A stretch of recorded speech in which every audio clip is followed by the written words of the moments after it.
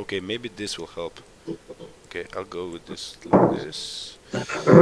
And now you just keep talking about whatever. Say some Serbian joke or whatever, or what happened lately with mafia killings in your town. Yeah, we had one yesterday and a couple of days ago. Oh, really? It's the standard stuff. No, it's like just usual Balkan things, you know. Okay, looks like guys can hear us. Finally, Okay. finally. I don't know what happened. Because just like OBS was gone, and I see like in the menu, I see like that the app is closed, and then I go to the somewhere on the right and says like the app is running, that we have streaming. So, anyways, guys, welcome to another session of the famous legendary IFCC streamings, which are actually on Boonar Studio YouTube channel, but who cares?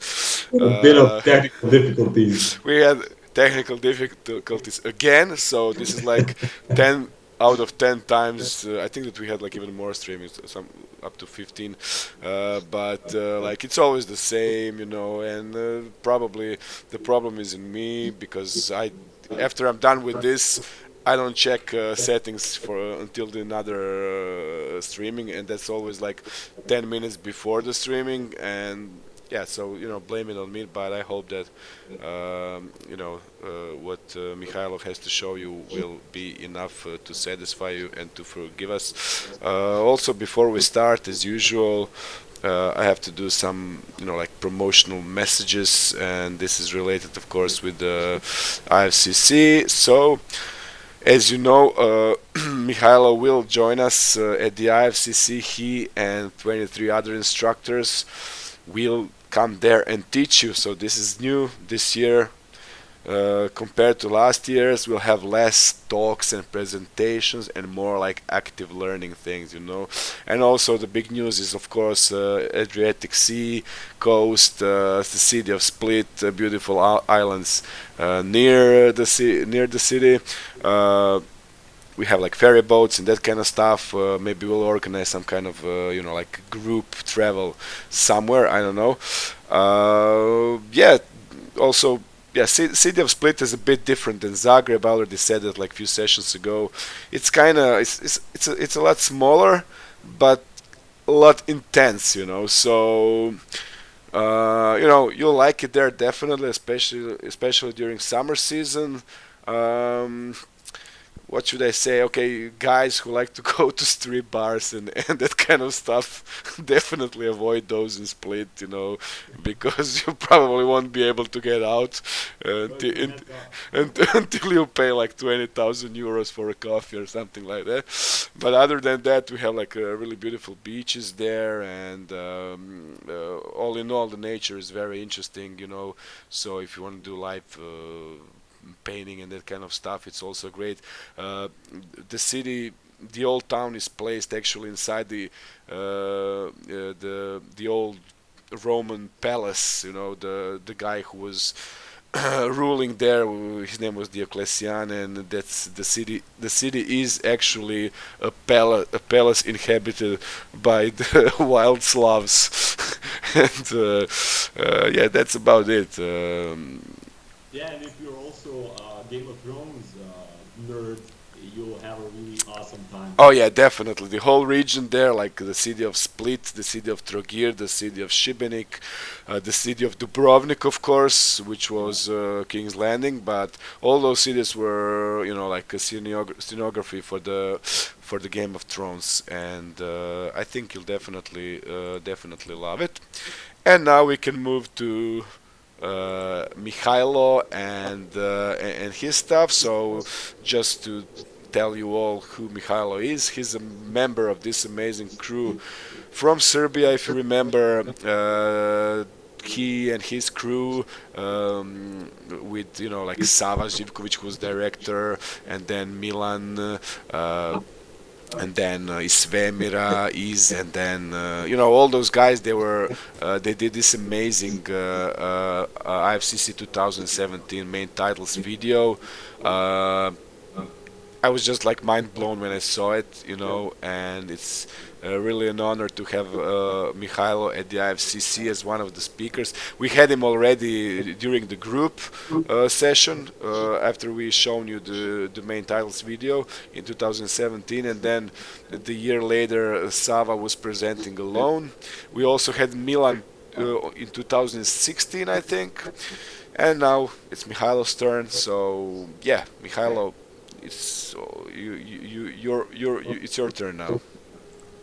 Thanks. Hopefully, people can hear me. I'm really glad that now, as I mentioned, like all the first times in my freelance career, which is just 1.5 years long, IFCC was always like a first conference, first speed, like going to the stage and talking. And this time, as an instructor, is quite honored to be a part of IFCC this year, because it's going to this festival just like changed my life, if I can say so. Because before I worked on films, I worked in a couple of studios here in Belgrade, working on commercials and all that. And when I started my freelance career, going to IFCC just skyrocketed my now current career as a freelancer. And after the main titles, and now after Fright, which we did a couple of months ago, we put this video online. You probably saw it. So So yeah. you're in high demand. Well, I wouldn't say so. After IFCC, I started to work with Max Berman, Uh-huh. Yeah, he was who's there as well. also he's an awesome artist and also entrepreneur, a businessman. So I work with him on Kitbash. So lately, as I'm watching, I don't know, TV series, for example, the Love, Death and Robots, like first episode, first shot, there's the Utopia kid that I did. Then at the third episode with the Witness, if you saw, Of course. um, the Hong Kong is also made up of Kid Bash kits that I did. So it's kind of really warms my heart when I see those like really epic TV shows and films which are using the models that I made. Uh, But unfortunately, I stopped working with Kitbash because now, like this whole year, I'm trying to focus on my PhD. So I'm making like interactive VR film, which well, the whole PhD project is called implementation of VR into production design, because my background, I finished. I have a bachelor's degree in furniture and interior design, and I did my master's degree in film production design. And now it's just like I'm working my PhD for the film production design. So yeah, that's a little bit about me. So for this stream, Marco, as we talked about, because the guys who you usually talk with are concept artists. They usually talk and draw at the same time, and they can quickly output really well a pretty well a good design or a picture or a well illustration. My well sphere of work is mainly focused on modeling, and mainly modeling in Max. So the whole idea is to well make a model which is going to be production ready, and that kind of workflow is not usually that interesting because it's not very interesting, but it's a bit slow. So I made a video which is sped up so people can watch while we talk. So So I just want to interrupt you, and yeah. because that's what I do here. So this what you will see is actually you can see it as an introduction to Mihailo's let's call it a workshop demo Workshop. Yeah. at the IFCC. So we won't cover everything, of course. We'll just like touch it, but because like Mihailo is really an expert, and of course he does this huge cities which he did like for Kitbash project, and also you see a lot of assets, like all the assets that are modeled in those videos are modeled by Mihailo, and so this session will be more focused on 3D and more on the technical aspects of 3D. I don't know if we'll be able to cover, I don't know, like texturing as well. I know that you did texturing, but we'll of course start with like basic modeling and then move forward. I'll ask questions all the time. I'll ask your questions that you post here. Mihailo is using 3ds Max, am I correct? Yes. Yeah, so those of you who are like here who use Blender like me, you can also stay, and because like techniques are basically the same. Yeah. So it's just like different package. What else? Yeah, so I think we can move forward. I just want to mention, so for this session, we have prepared something a bit different, something that looks a bit simple, but it's actually not. And can you tell us more about it?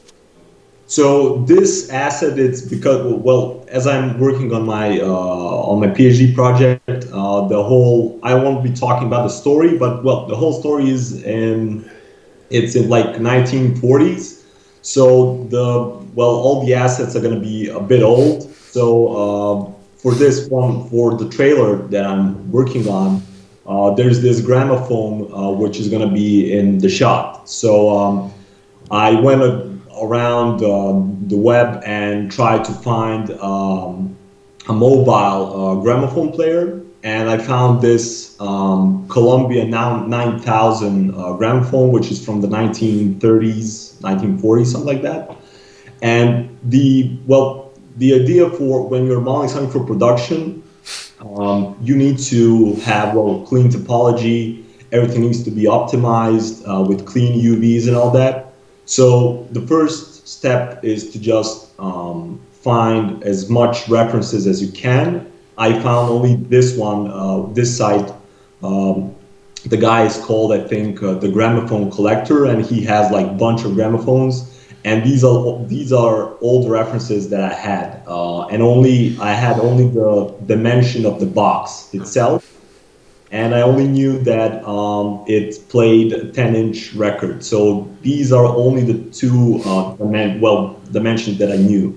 So at the end, the final model is going to be looking like this. So let me just play the sped up version, right? Okay. Is that okay? Yeah, of course. So, well, usually standard stuff is just like, okay, start with a box. So because I only had the dimension of the box, I started with the box.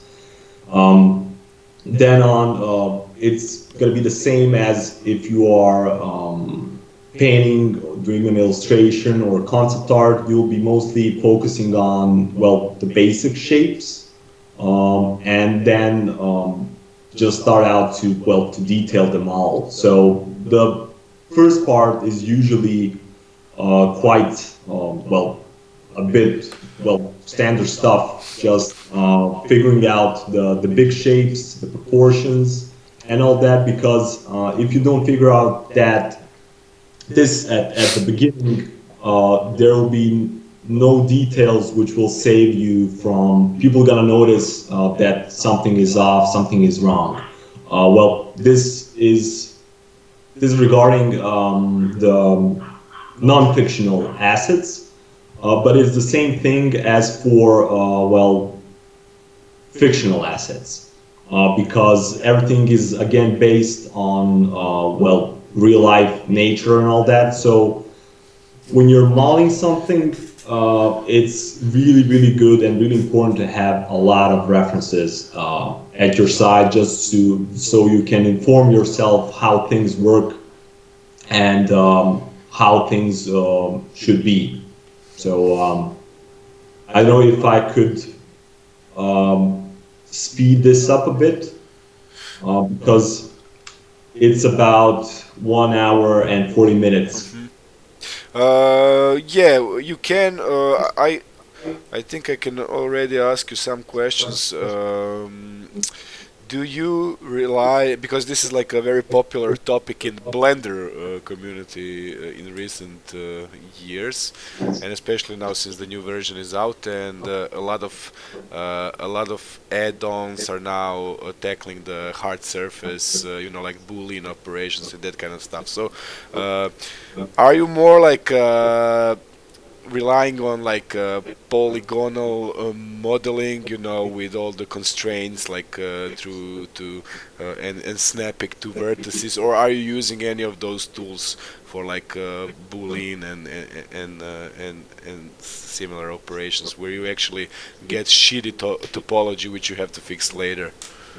Well, it depends. Sometimes I would use Boolean operations. Now you also have like live Booleans, which I haven't like tried out a lot, but usually I would be using, well, as you can see here for now, I have really like crappy topology. I'm only just focusing on the outline of the this like corner piece, metal piece, which I'll be using. So it depends really. Sometimes I'm gonna be using ZBrush, and then I will be using Dynamesh a lot. And then on when I finish modeling in ZBrush, will go back to Max, do retopo, and go back to ZBrush and start adding details there if it's something organic. You don't rely on ZBrush's zero mesher. Well, again, also it depends because zero mesher is really good for well, if you are a bit lazy or if you need the topology to be correct really quickly. But if you're going to be making, I don't know, a character which is going to be rigged and animated afterwards, you will need to have edge loops which are correct, because sometimes ZBrush is going to make, for instance, if you're modeling an arm and you do a zero mesher, sometimes that edge loop around the arm is going to be spiral. Yeah. I remember these situations which kind of drove me nuts. But just recently, a friend told me, "Have you tried pressing Alt while pressing like zero measure? It will give like a different result, which might be better when it comes to what you were saying now, with this like crazy spiral which go like from the arm to, I don't know, the butt, whatever." So that like better be safe than sorry. Like it's I usually did the retopo in Max, because if you know how to use freeform tools, it's really easy and really fast. You can also use TopoGun, which is also a go-to application for doing retopology. Yeah. So there's still I haven't heard about TopoGun for a lot of years now, I think, and they're still updating it. Oh, I don't know. As I said, as I mentioned, I'm using freeform tools. For instance, if you're going to be working in Maya, you have Quadra. So it's up to you. Like if you are going to be, I don't know, modeling something, some kind of asset which is not going to be animated, it's going to be static. Zero mesher is totally fine, because it will make a clean topology. You can also do the UVs in ZBrush.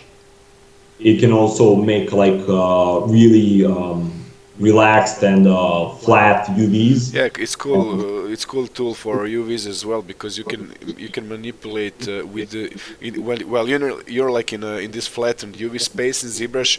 You can manipulate those UVs as you would like a regular object in ZBrush, which is cool. So you can use all these like move tool and that kind of stuff, move brush. Yes, Ian says the new ZBrush that's like 2019 remeasure is much better. I have tried it. It's true. It's really does some gives some great results.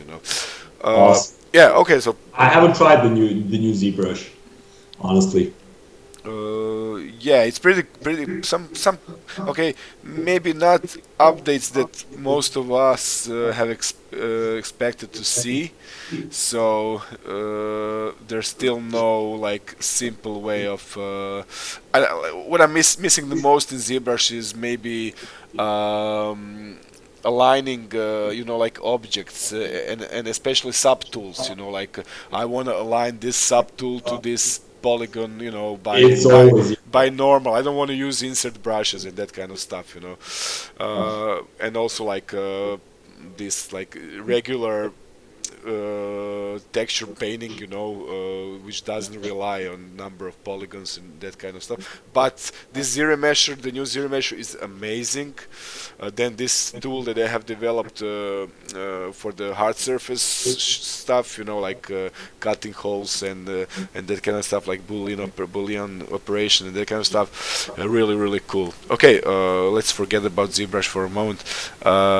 So what are we seeing now? You have like used some mirror modifiers here to finish these corner pieces, and Yeah, because I'm always using instances and symmetry because afterwards, when I finish the whole model, I will have a lot of instances. So I will only, for instance, yeah, fun, no pun intended. I would be doing the UVs only on one object, and then, well, because it's an instance, I will be finishing up all the UVs at the same time.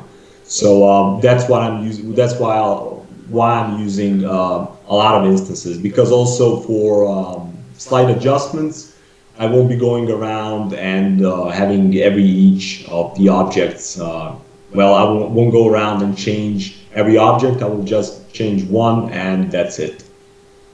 And that's usually for like this, like smaller objects, like nuts and bolts, screws, and all that. So yeah. how long did it take for you to finish this model from start to finish with the texturing and everything?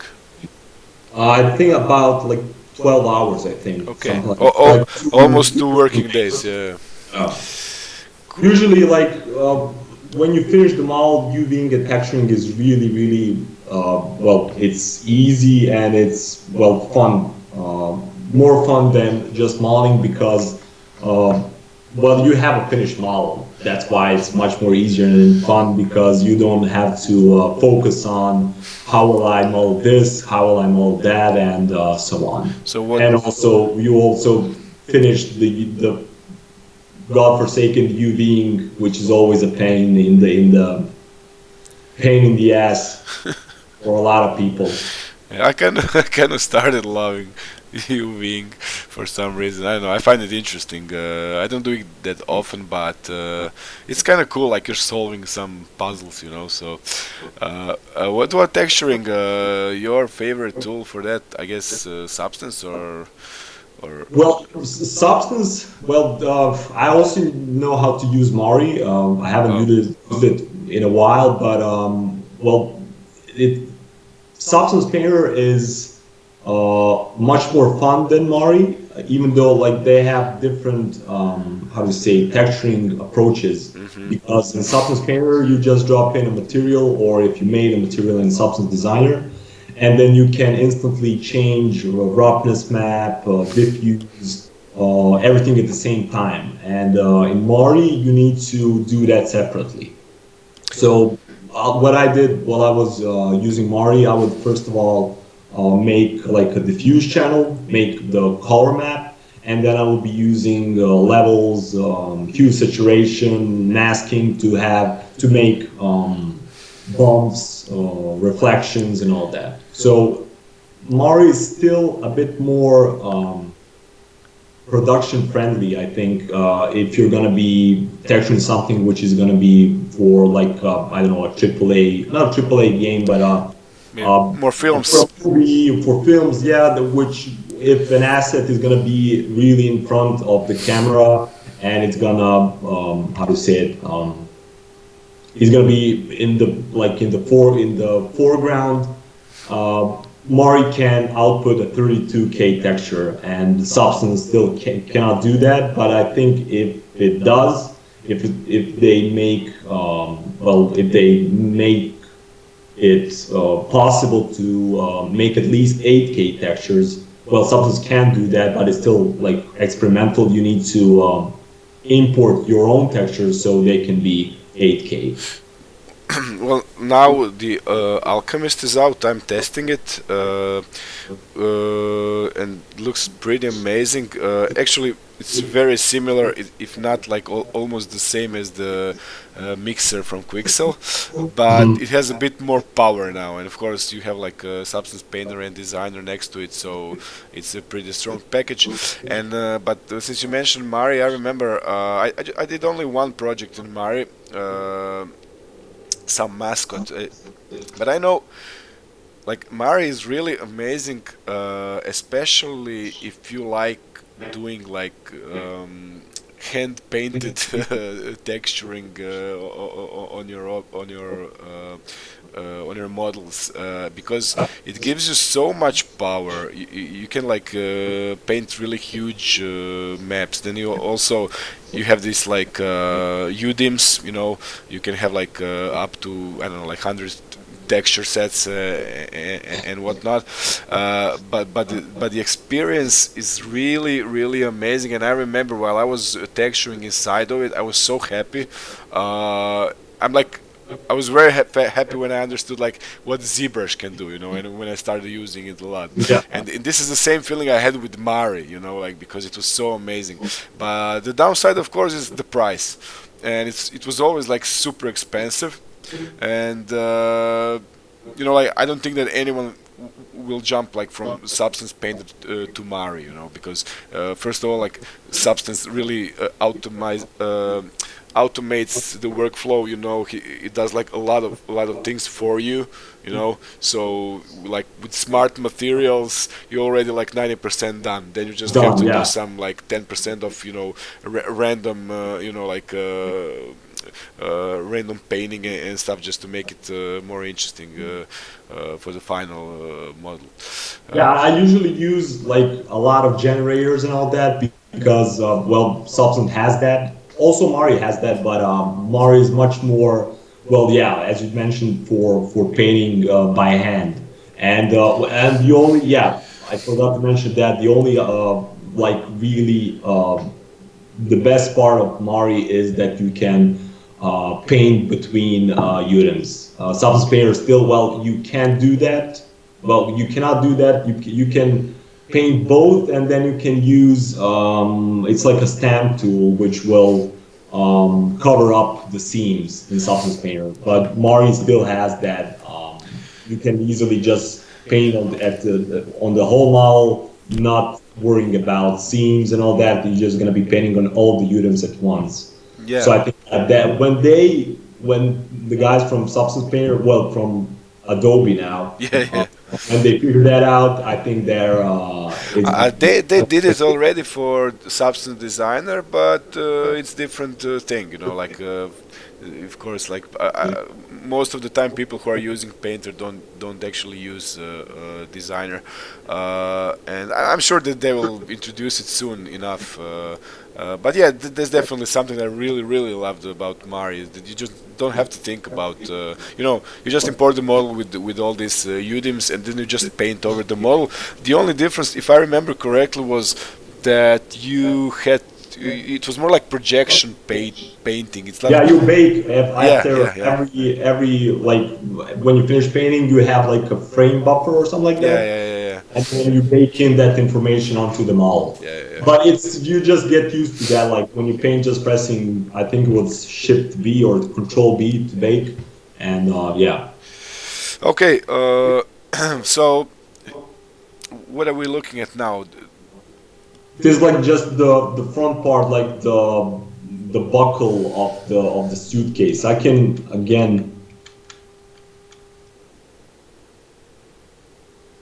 fast forward a little bit.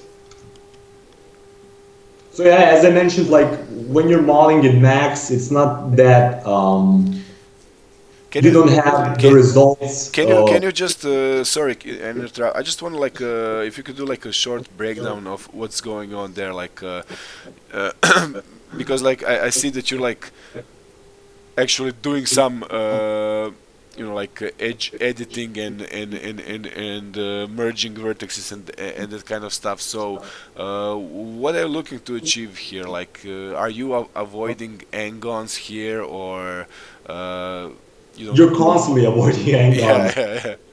You can get away with angons, like if you're modeling a rock or something like that, you don't need to worry about angons. Well, you can have them and you don't need to worry about that. But I usually have, there's like a small, I took this window here from the graphite tools, and you have an option to select angons, or well, faces which have five or more vertices on them. So you can always inspect your model if you have angons. But the idea is, because this is going to be in VR, so I'm not going to be using turbo smooth on these objects. So just to have as a smaller amount of polys that I can, and at the same time to have the details on the object. So it's a balancing act between putting in details and also optimizing. What was the main difference, like if you're comparing this kind of like this more like a preparation for the product shot, like you're modeling an object and trying to capture as many details as possible, and then you'll do like a beautiful render of it. And so if you compare it to the things that you did, like for the Kitbash 3D project, where I guess you're relying a lot of like what, how to say this, Array. arrays, yes. A lot of arrays, and it was quite different problem to solve, I guess, for that project. Well, idea for yeah, for Kitbash is that you need to make assets which are gonna be, well, they're gonna look good in the shot, even though a lot of people afterwards will paint over those renders. But as I see, a lot of people just use it as they are, like they just put it in the render and they make some materials and that's it. And well, because they are architectural assets. So if you're going to be making a city, you will have a lot of different buildings, structures, and all that. So you won't have just only one building in the shot. So again, it was a balancing act between having details and optimizing the object so they can be quickly used in scenes. For instance, for Kowloon, for future slums that I made, like you saw pictures of Hong Kong. Every window has some kind of like an AC, clothes racks, antennas, and all that. So I mostly use, for instance, for the ACs, I used textures from CG textures. Then for clothes, I use like an opacity map with, well, clothes silhouette, Hmm. just to lower the number of polys for that. And so at the end, it looked. I can also open that scene if you want. Yeah, it would be cool, if you can pause this a bit, just so we can see what you're talking about. Let me just find this out. And I was also pretty impressed by the works that artists did, that Kitbash 3D has used to promote kits. There were some like pretty amazing artworks. Uh, Yes, Sala did the cover for Kowloon, or well, it's called Future Slums. mhm. But Kowloon, it's like it's a quarter in it's like a part of Hong Kong with really recognizable structures. Let me just try and find this. There it is. So at the end, I think the whole scene had a couple of million polys. Yeah, that's pretty huge. How many, like 20 or 30 buildings, or? So this is for the whole thing. So it's, yeah, 5 million polys.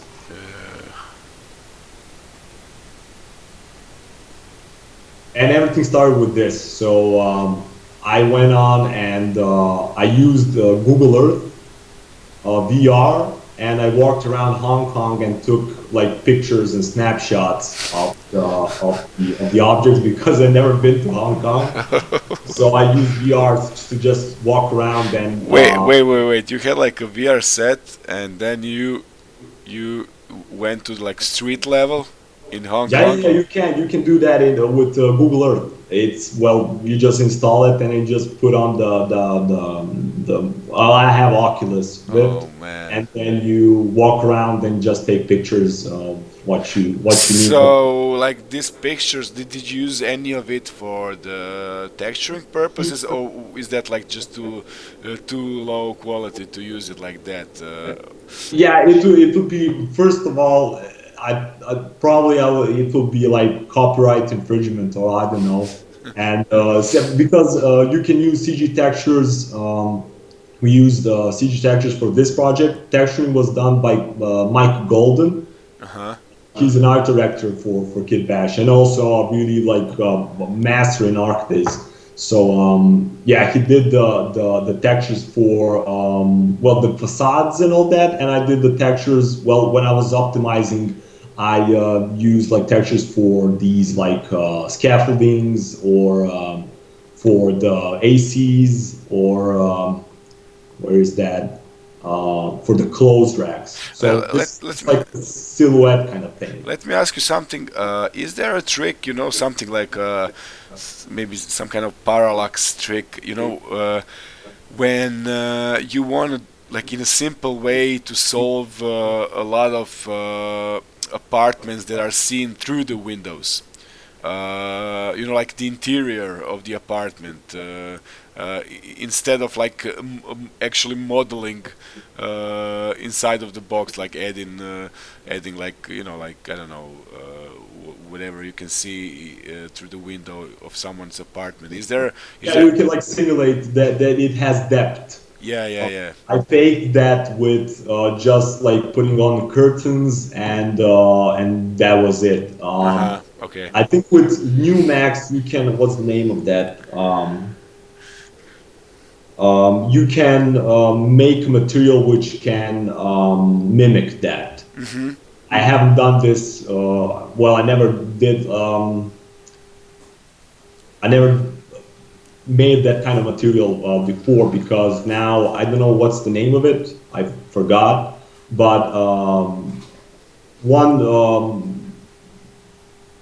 3D artist who is from your town, his name is Krvoy Chop. Mm-hmm. He about that. The last IFCC, he mentioned that to me, that I think it's OCL or something like that. I can't remember. But I think that with that you can make material which can mimic parallax, Mm-hmm. Falcon interior. Yeah. Yeah, because I remember I saw one of the artworks that someone did for, and I think maybe it was one of your kids, not sure. So, because since I knew it was the artwork created by, I mean, with your Kitbash kids, I was kind of suspicious that the guy actually did so many work in the interiors, because it was like a street view, like maybe a night scene, and then like camera like pointed, like looking at some huge buildings far away, and then but in these smaller buildings, which are like closer to the camera, you have seen like a lot through the windows. You could see like a lot of interiors, like really kind of solved, like. But and I couldn't understand, like, was this actually modeled inside? Because this would like require a lot of work, and I don't even know if your kids have like interior space, or is it just like like the window is the as far as it goes. So I wasn't sure like how the hell did he solve like all those interiors in such probably short amount of time. Yeah, it's probably really easy to like if the shot is really, if the building is really far away, you can improvise and like put up, I don't know, a light material with turbulence or something like that, and you can see it has like some kind of light. But if it's a really close shot, well, I would probably just make the interior like a really basic kind of interior, just to like mimic that it has something inside. But if you saw that, then it's totally like possible to make a material which will mimic parallax. So what you have selected here, that's like a floor, yeah, which is Because kind I of. dissected the whole like, for instance, if I want to make a really tall tower, so I can, I don't know, choose this one, and everything is separated by floor. So I have only the base, like this, and you can just kind of like just take the top part here.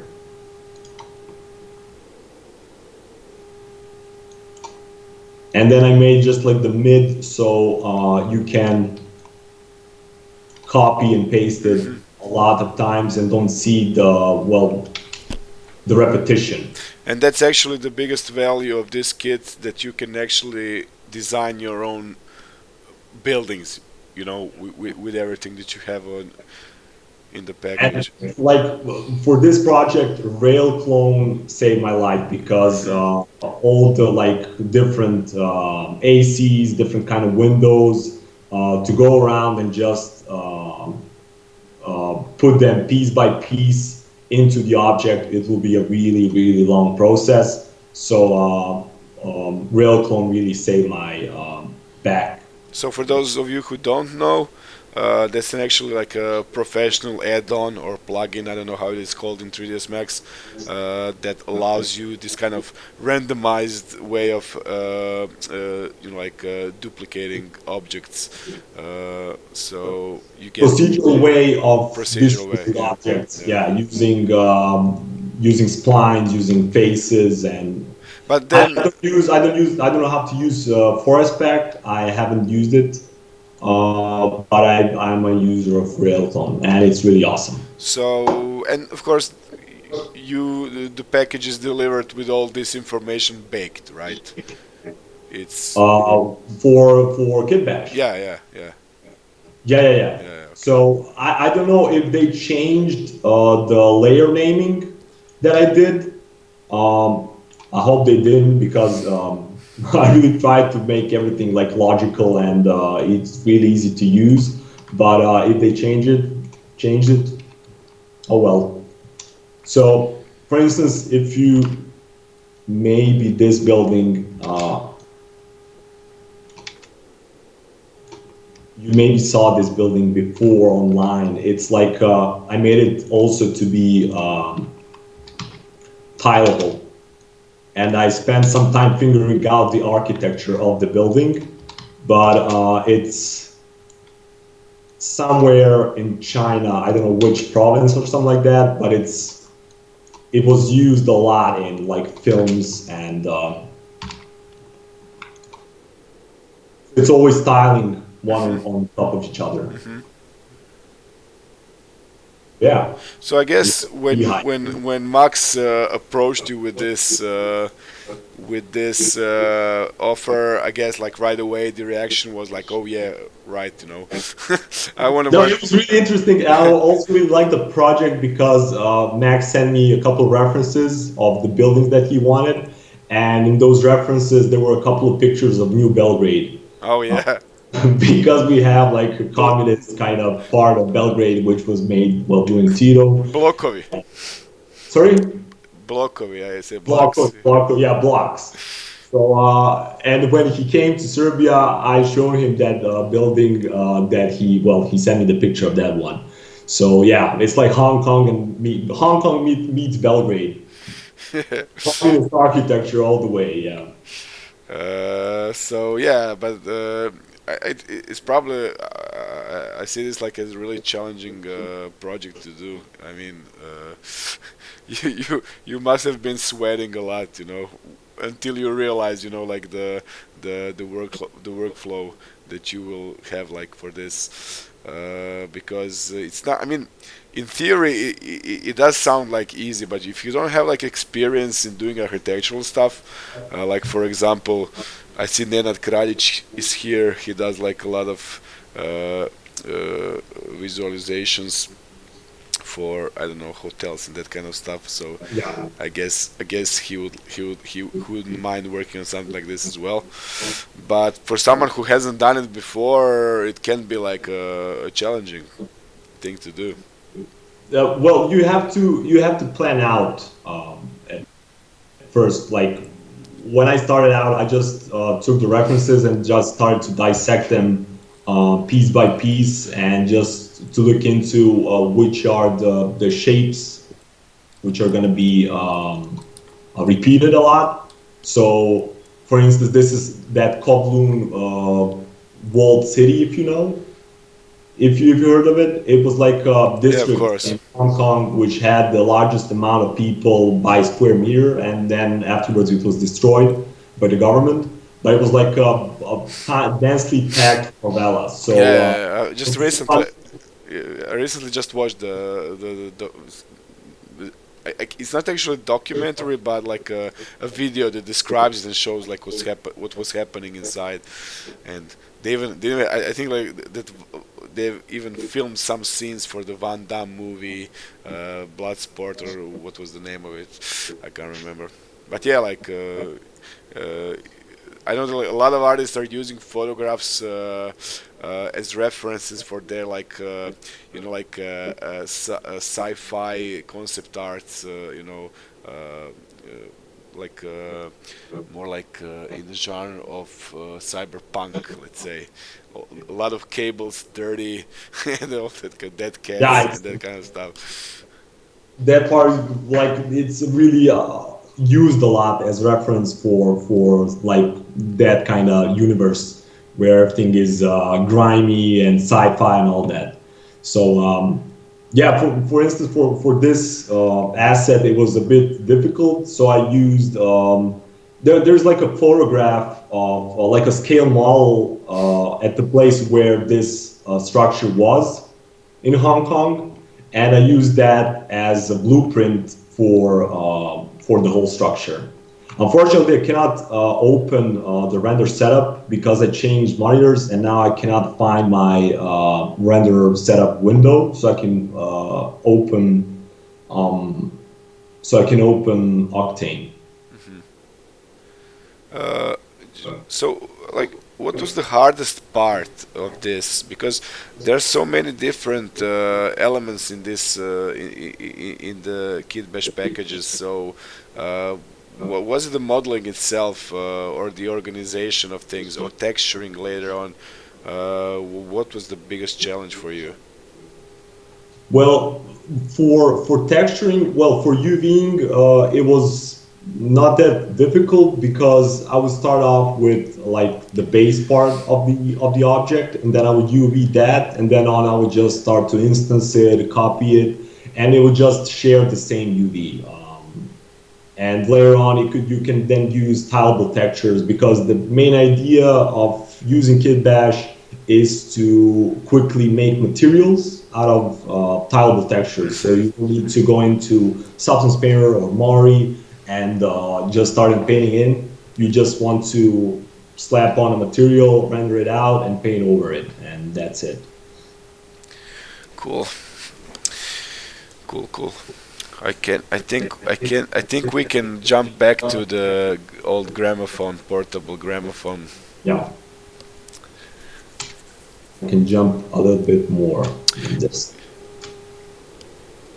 And also, yeah, I forgot to mention because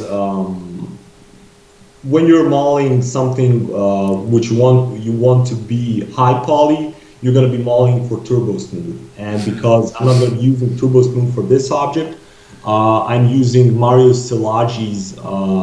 It's called quad mesh. What is that? What does it do? What does it do? It uses smoothing groups to make well like tighter edges. So this plugin was shown to me by Nenad Krajic Uh-huh. that you mentioned, because he's a really good friend of mine. And we work together a lot. So he showed me this plugin, and it's a really real time saver because you can go around and just tighten the edges. If you saw tutorials of Grant Warwick. Oh yeah, yeah, yeah. I mean, I don't use Max, but I did watch his videos because he was so popular that you can't avoid the guy, Yeah. and so I did watch a bit of his videos.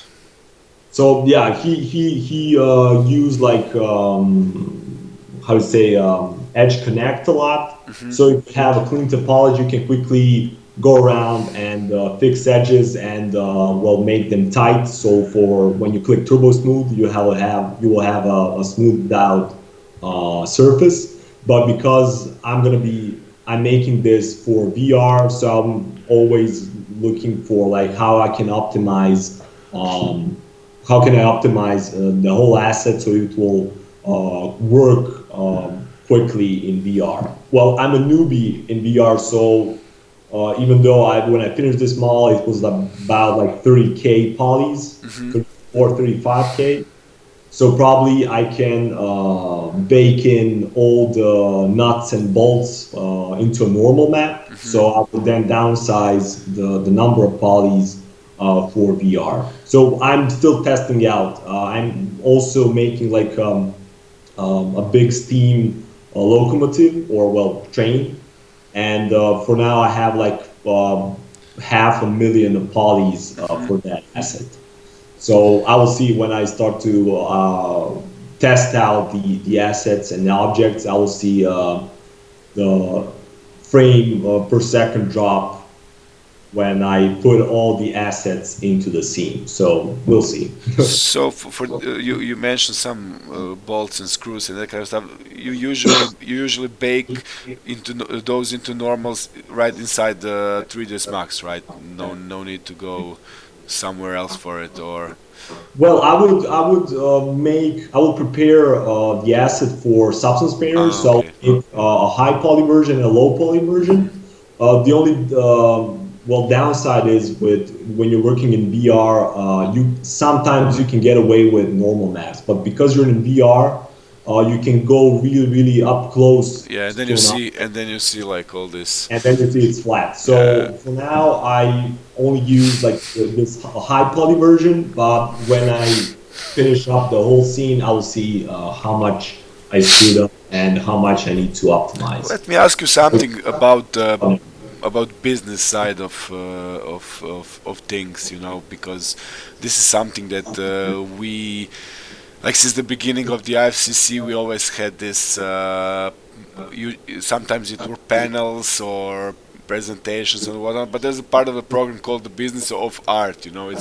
It's more like sharing the experiences of like experienced artists, and answering questions to the maybe younger and unexperienced folks in the audience, but also those who don't have the right approach to clients when working, like art stuff or like 3D stuff or whatever. So, based on your experience, of course, I'm not asking you to tell us like any exact numbers or the final truth on how to approach clients and how to work with them, but more like your suggestions when someone new is approaching and asking asking you to work for him, her, or them on a maybe project that is not just a 1 day, but something that might last like a month or two or three. So, what would you suggest? Like how to approach, what to ask. Like signing contracts or like money in advance or whatever. Well, I didn't have like problems for now, at least with that part, because, well, I'm just like freelancing for and a year and a half for now, Hmm. something like that. Before I worked in studios, and before that I worked on film. So the only advice I can give to to artists who are just starting out, for instance, in film, just try to save your uh, mental health regarding films. Well, at least for me in Serbia, it was a really it was just hectic. Working on film, it was just you wake up, because I started out as a set designer, so because of my architectural background, I started as a set designer because I knew how to, well, I still know how to draw in AutoCAD and draw blueprints and how the whole thing is going to be made. So it was waking up at 5 a.m., having like some kind of a breakfast till 5:30. You're on set at 7 o'clock in the morning, and you're back at the hotel at like 11 o'clock, something like that, in the evening. So because of that, I went on and I stopped working on films and I started working in studios. And afterwards, I didn't have like this experience where I needed to approach someone for jobs. Well, it was usually through friends. I think the main idea is just to go to well, I don't know, art conferences and communicate with people and just like be friendly, and something will come up. Yeah, I guess that like personal recommendations are maybe the best way of finding and looking for new gigs, and like maybe even to find people who are kind of reliable if they are recommended by someone you already know, or Yeah, by someone who has already worked with these people. And what you said, like, this is why going to any conference is good, and also the IFCC, because like, you right away you have a person there who offers you something, and then you have also other people who will either say this guy is great, or like, take care, this guy's like to offer a lot of things, but not yeah. sure if he actually delivers any of it. So yeah, I guess that makes sense. Yeah, usually people contacted me like through friends, or like the only time I went on and I took my like portfolio with me was two times when I went to a couple of a couple of times to studios here in Belgrade, and it was also always okay. But now let's just make like a test project or whatnot, and then you would do that project, and then later on you would start to work with in a studio. Because I don't know why. Well, probably the people who own studios need to see what you know, and also to see how you're going to be working in their pipeline, and well, how you're going to get accustomed to their pipeline. Okay. Okay, this is interesting. Where you making like from a flat is it screw? what what's the name of the Bolt, bolt? I This think. Yeah. bolt. Not sure if it's Yeah, I'm just Yeah, it's not bolt. I think it's more of a No, screw. it's not bolt. It's never mind. I remember. Nuts. No, what? Just a It's a second. nut or a bolt. Nuts and bolts. I know the saying, but I don't know what is nuts. Maybe nuts. Yeah. No. Never mind. Yeah. Okay. So one other thing that I wanted to ask you. I mean, I see that you're like a really hardcore modeler, and when you started like working with 3D modeling, what were your like best way of practicing your skills or and improving your skills? Like, did you like go and model a car? That's something like that I never did because it's still after all these years. It's always like, oh Jesus, I don't want to model a car. Did you ever model something like that, like by watching the reference? And I'm asking about car because you mentioned locomotive a few minutes back, but like locomotive it still consists of like so many basic shapes, Yeah. but the car, like it's always this, like outer shell design of a car that's kind of tricky to solve. So, what were your like favorite practices like in 3D modeling? Well, again, it is also an interesting story. I started out like working in Max back in 2006, I think, something like that. Still, when I was still in high school, Hmm. and because I had a really lousy PC back then, it was just like I could have like 100,000 polys in the scene, and after that, my PC would crash. So I started to really learn 3D when I started to work in studios here in Belgrade. Hmm. That's how I learned to use Mari, Substance Painter, ZBrush, and all that. Before that, I was usually just making like working in ArcViz, Hmm. uh, and that was it. I made a Yugo once. You know what's a Yugo? People from Yeah, I know. I cultures don't know. we It's had we had at least two, I think. Yeah. So it's a car from Die Hard 3. People probably know it from there. So it's really basic shapes. It doesn't have like curves and all that. I tried once to make Mitsubishi Evo 8, and I was using NURBS, Uh-huh. and I just quit like at the beginning because I was using NURBS. And yeah, that's the only two times that I made a car. Yeah. Um, and when I started to work in studios, I was mostly focusing on like, well, characters and texturing and, well, production design in 3D. Hmm. So there's not a lot of vehicles that I made in my career Hmm. as a 3D modeler. But I think now if I tried to make one, I would have a totally different approach. Um, uh, Comparing it back then when I was well, using NURBS to make a curved surface.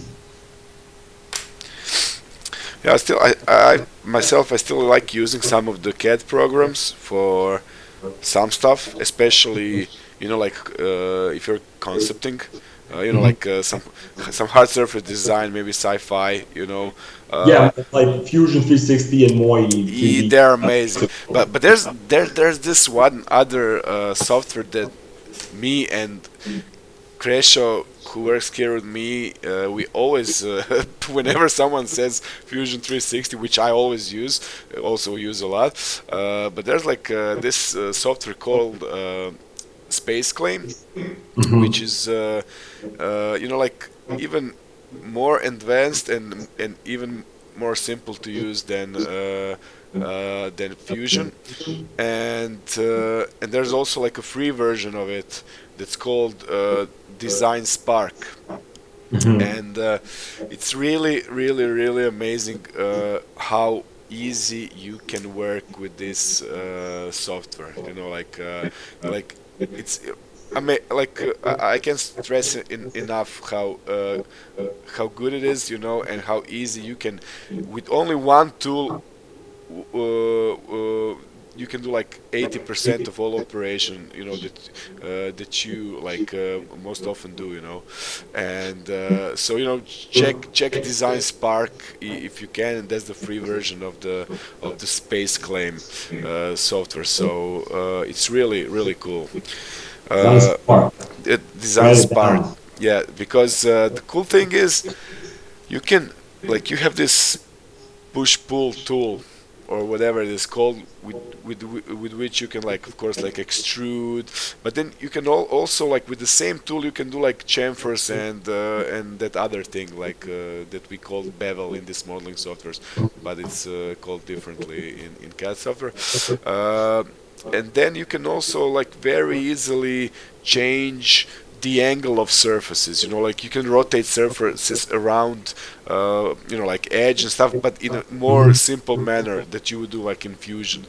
So, and which means that you can actually work faster. uh, But at the end, what kind of object did you have as the end result? well, if you mean for the export, Yeah, yeah, yeah. because since this Design Spark is a free version, then, and of course they're kind of guiding you to buy the the real The full thing, version, yeah. this this free version, Design Spark exports, I don't know, like STL, like, and Mhm. OBJ, which is really useful for us, who are doing visuals, and concept art and that kind of stuff. Not so much for like people who are actually depending on the CAD file types, like IGES, or I don't know what are they called these days. But you have like enough, more than enough, for your needs, So it definitely makes sense to check it out. It's Okay. really to use like as you mentioned, that program, and also Fusion. For me at least, like Fusion 360 or Moi are good for concepting hard surface, Mhm. and ZBrush or 3D Coat are for organic concepting. And afterwards, I would go in and just do retopo or just remodel the mesh in Max or something like that, and then use it as a final product. Yeah, I guess I really like what I'm seeing now on the screen. The way, like this is something that you have explained in the start, but actually it's the best scene in this part where you're actually using like simple primitives just to, actually find the Figure out. yeah, figure out the shape and pose and everything, and then you go into like remodeling it and whatnot. I also use like YouTube because the guy who has this site with all the gramophones, Hmm. he has like shots where he plays music on these Uh huh. gramophones, and then I saw how the whole thing works and Hmm. how it bends and clicks and rotates and all that. Because well, I am not a engineer or I'm not a gramophone maker, so that's how I figured out how the whole thing works. Hmm. So it's just like start out with the basic shapes and just go on and add detail afterwards. Pretty cool. Yeah. It's funny because like 10 years ago, maybe, if you were using like Max or Maya, whatever, there was no and this is why I mentioned these tools that we now use for like destructible modeling, let's say, for cutting geometry and stuff, where you can like merge stuff and so on. But before, like until maybe 10 years ago, there was actually no other way but to model it the way you are modeling. So, and the funny thing is that this hasn't changed, because we were all expecting with all these new tools that things are going to change, But then again, all these remeshers are still not developed to the level in which they were actually, solve all the messed up geometry that we can make with this boolean operation and that kind of stuff. So it seems that like old school polygonal modeling is still the maybe the best way to get things done. Yeah, and to have like things correct. But Yeah. yeah, even though we have all these kind of like bunch of tools now, I think it's still like doing it old school.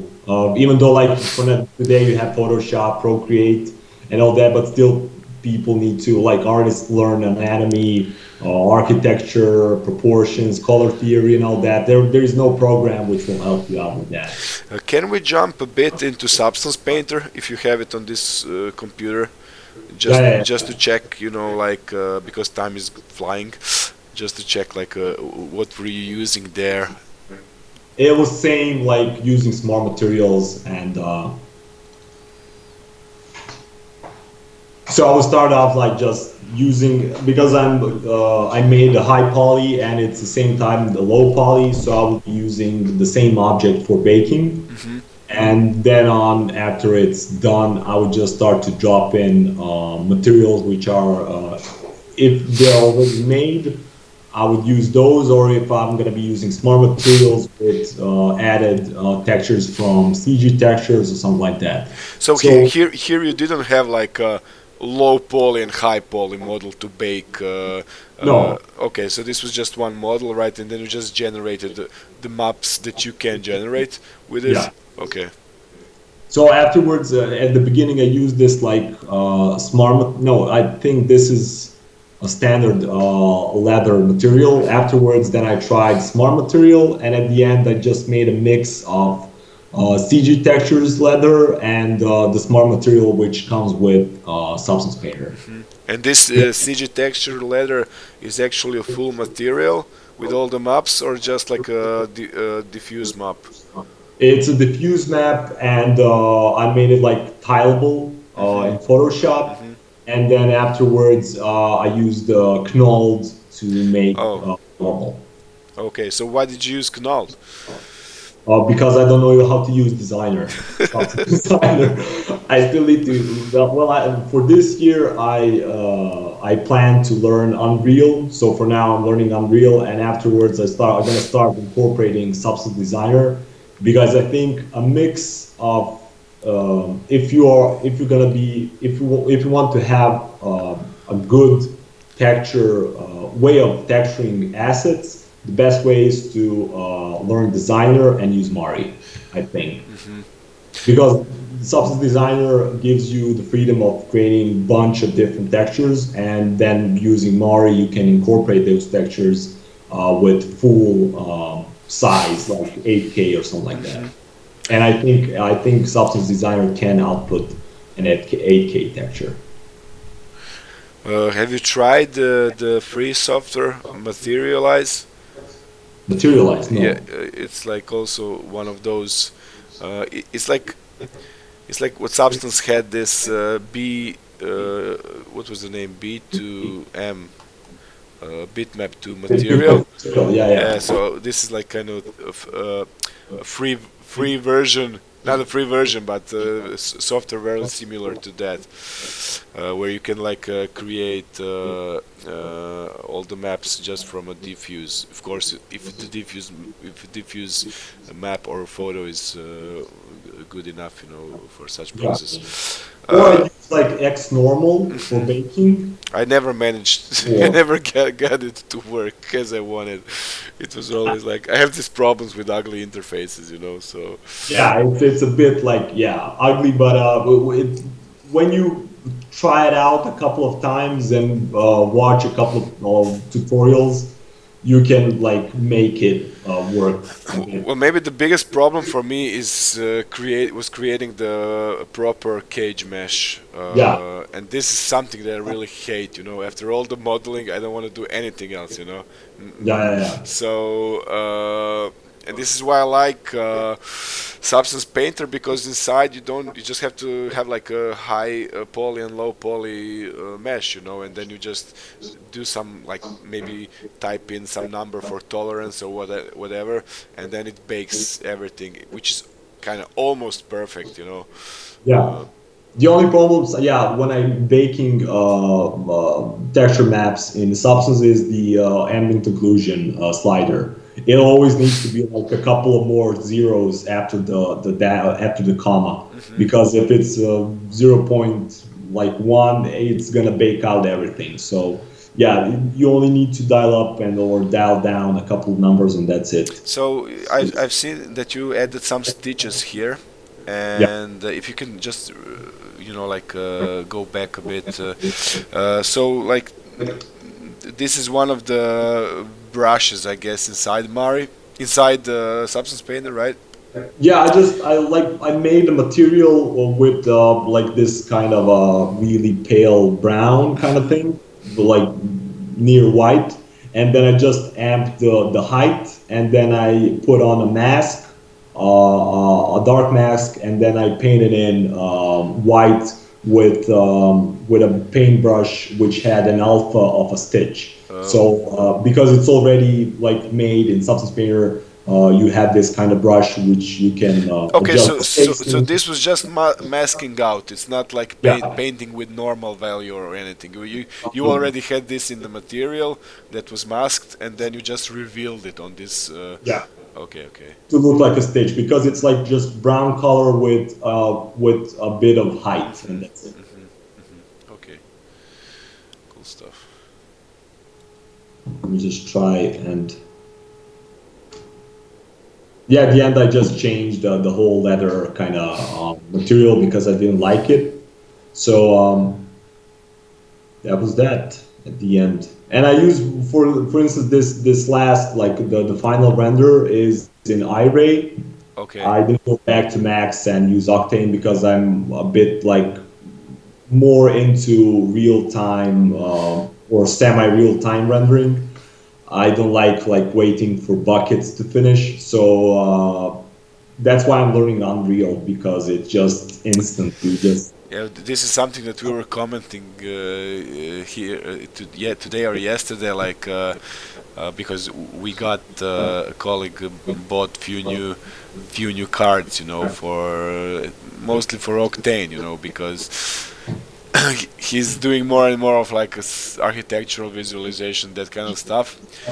But then, like it was like, where's the end of this? Like I see people who have like 10 cards and they're still complaining, and then you have like the Unreal Engine where you can get like super decent results, and in the real time, yeah. so it does make sense to maybe start looking at Unreal Engine as a tool for doing renders for Now also it has like real time tracing and path yeah. tracing, so it's gonna I don't know evolve through the years. But for now, I have two 980s Ti's. Hmm. I still need my kidneys, so I will just wait a bit so that Yeah, the two A's become a bit cheaper yeah, because I think it's they're like 1,500 euros yeah, for now. something like that, something like that. Yeah.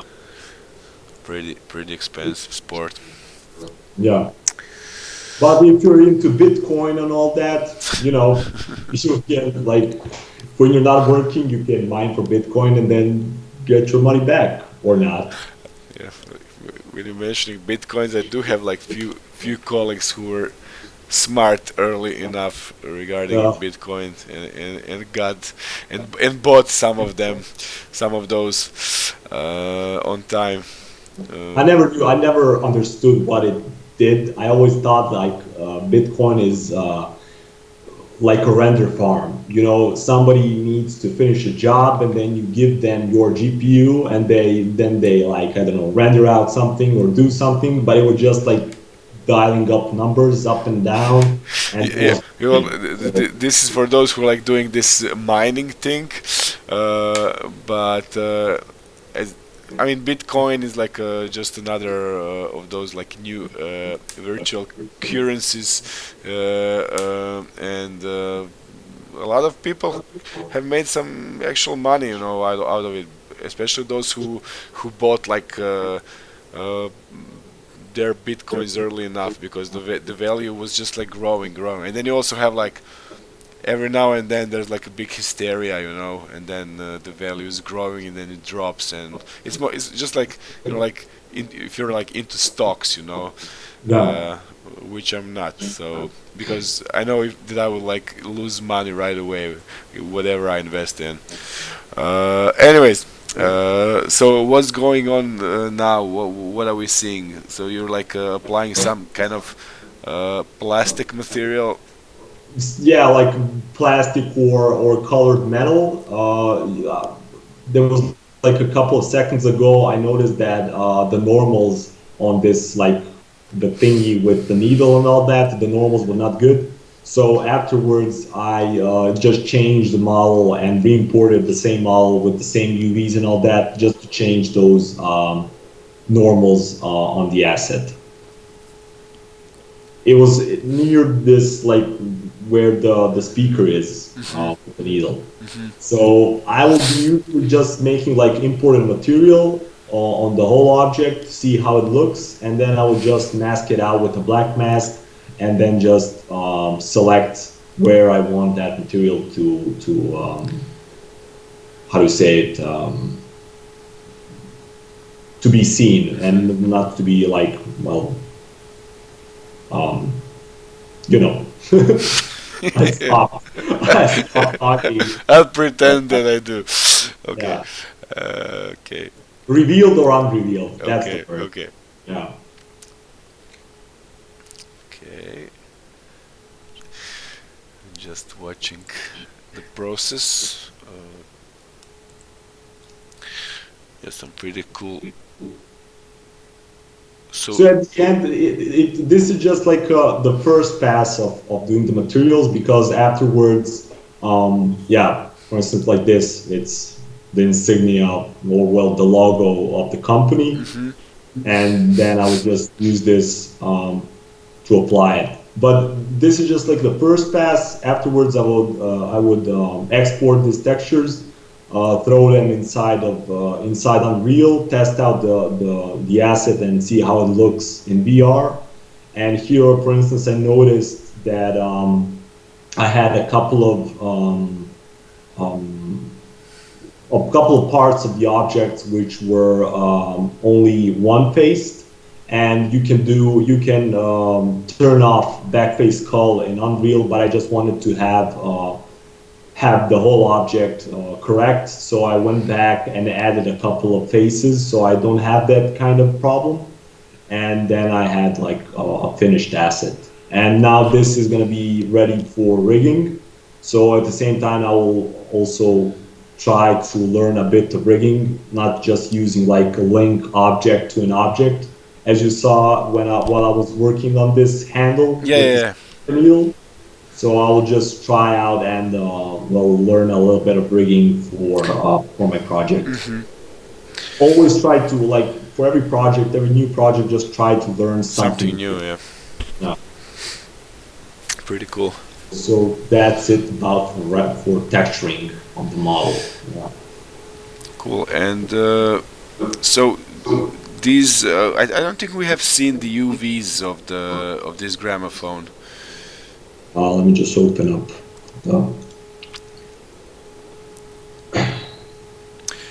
Was it some kind of automatic UVing, or did you actually mark seams and do the job properly?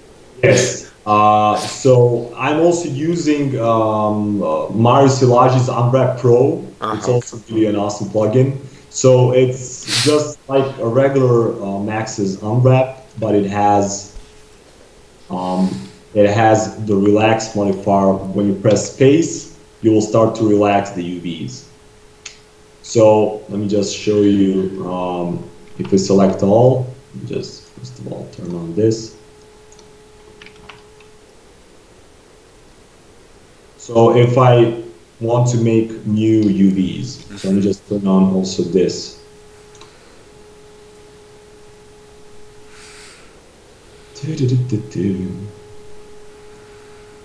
You can also quickly do UVs inside Max. You can also use Rhythm. Oh yeah, Rhythm, but I tend to stay in 3ds Max just so it's much easier for me that. So, for instance, I want now to make, well, the UV of this like record part. So I'll just use like 45 degrees for selection, and then I will just start to grow that selection. For instance, I already have this. This is a bad example. Let me just try and take this for an example.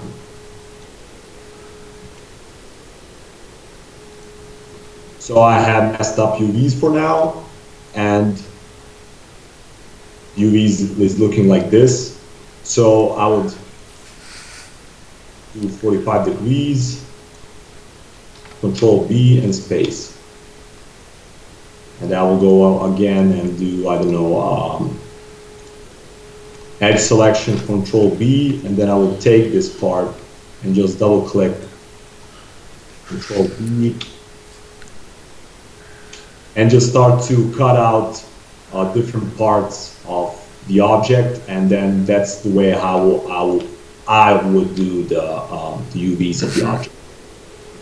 It's a bit tedious, but at the end you have well, correct UVs.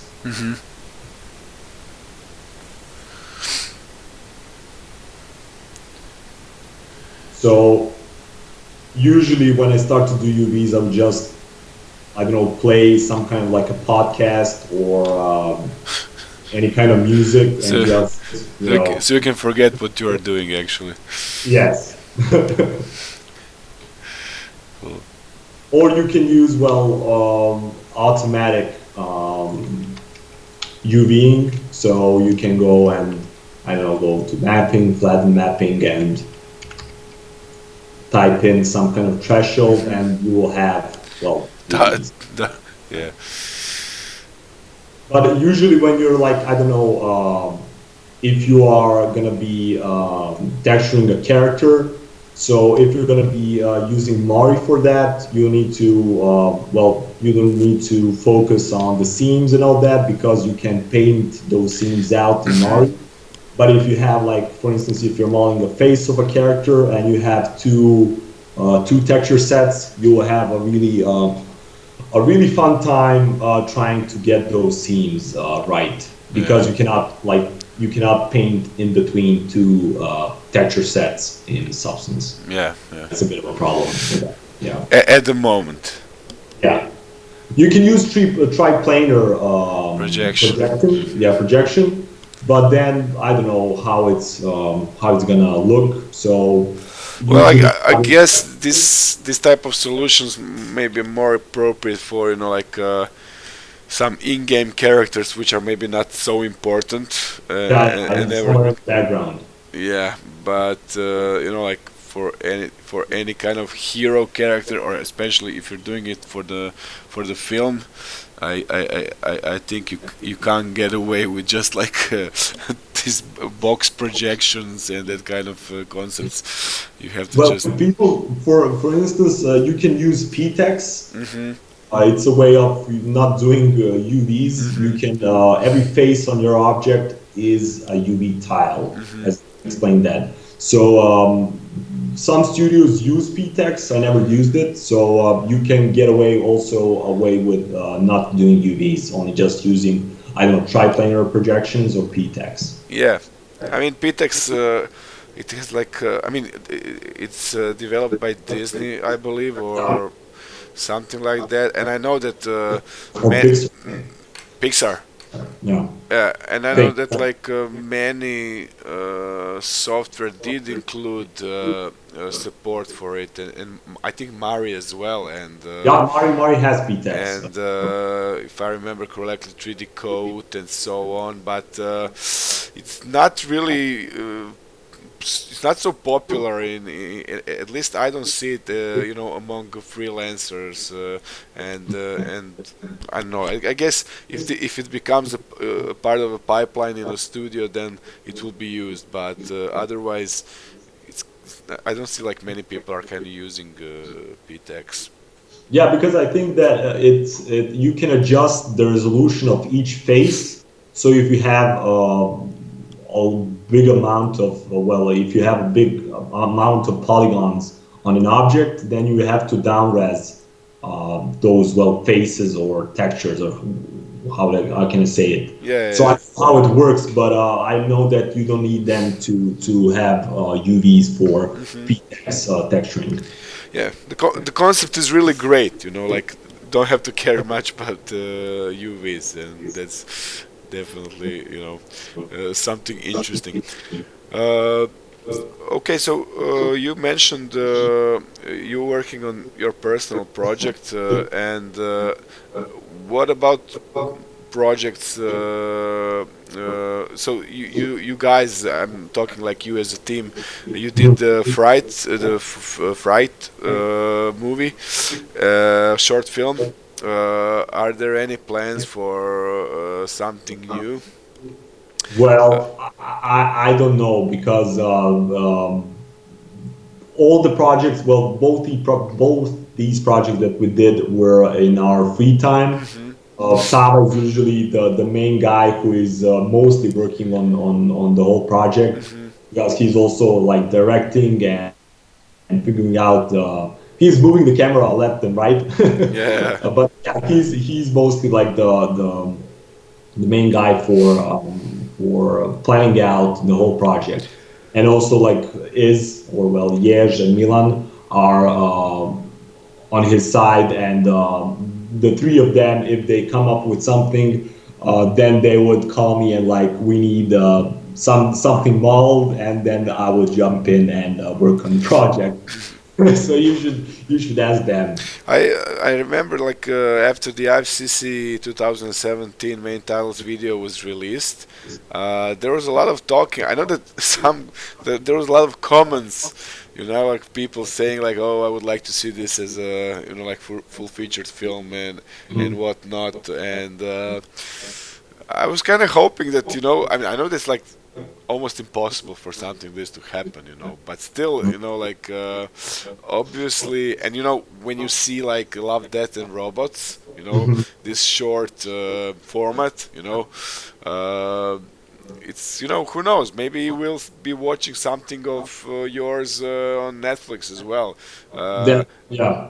like an original content developed by Team Serbia or Serbs from Space, as I Surfer like to space. call you guys. Uh, Yeah, that would be awesome because I also like that this started as a trend. Well, it's a trend-setting kind of thing for Netflix because you have really awesome studios working on short movies and well, short films where they present what they know, the capabilities for storytelling, and it's not just like one big studio which will just put a lot of VFX inside of a movie, and that's it. All these short stories that were made for Love, Death, and Robots are really awesome, and also every episode is different story wise, art direction wise, and everything is. I hope it continues on with other seasons or whatnot. has your expert eye noticed any flaws in any of the films? For now, no, not for now. But well, I was watching on a small laptop, so I should have been watching on a like TV. But for now, I'm just amazed with everything. The like the For me the I haven't watched it all. I stopped at